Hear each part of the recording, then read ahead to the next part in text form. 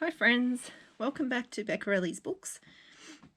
I hope you're all well. It's been a little while since I've done a video, long enough for me to finally get my order for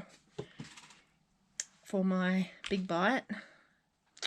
I love it, it's so good. So that came in last Wednesday, I think. So I've got that now. And so what I did with this is the slow stitch cover that I made.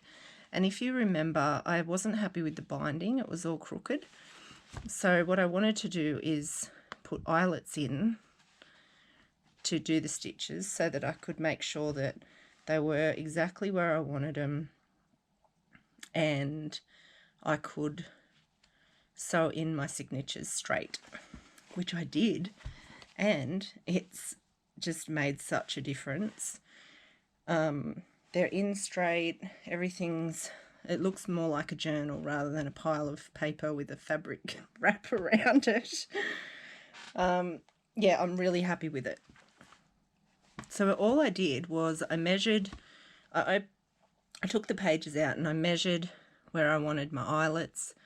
I punched my holes, I set the eyelets, and then I used those holes to sew in my signatures.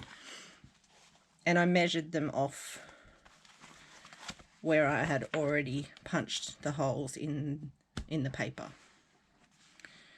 Pretty happy with it, pretty happy with this journal. It's getting close to being finished. Still not complete. I don't know, I just keep wanting to add things.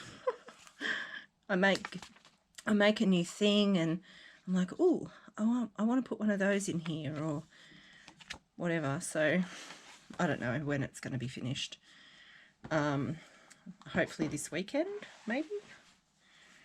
Hopefully, and then I'll do a final flip. But I really just wanted to show you that binding, because on a soft journal, honestly, it just didn't work. It wasn't.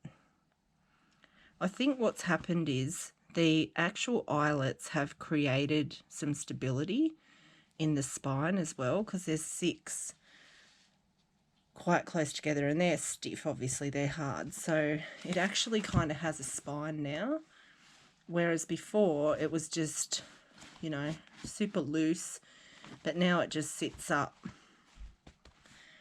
with a spine. Very nice. Can keep chonking it up, keep filling her up.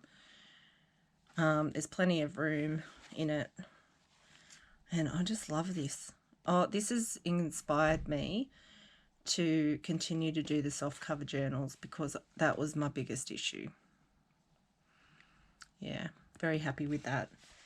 So I won't show you it all yet. You've probably seen most of what I've made, you know, as I do my little videos, and then I'll put some in here, but I'll do a final flip through when I've finished. And that's all I've got for you today on this little one anyway. Anything that I've learned, read the instructions, definitely read the instructions. So on the big bite, those who own it will know that this little tab here, as you move it across, it does different things. There's your 3/16 hole and your 1/8 hole, and when you put it on that, if you can see here, that's where the punch goes down, the big hole and the little hole. And then if you keep moving it across to here, that actually works this clampy bit, which sets your eyelets. And also read the instructions to tell you which setting to have your setter on, because that will give you a way better result when you're setting your eyelets. I was a bit I mean, I've got the little guy here, and I'm a bit slap happy with it. This is really old and a bit rusty, but it works. Yeah, like I just did it on whatever one, tried a few, whatever I like the back to look like. Sometimes it splays it, sometimes it rolls it, just depends on which eyelets you're using as well. But this one here, I got the instructions with this. I never got instructions with this, I don't think. But the instructions are very clear and it does make a difference. So I'm pretty happy with this purchase. Not cheap, but it's one of those tools that you can't substitute.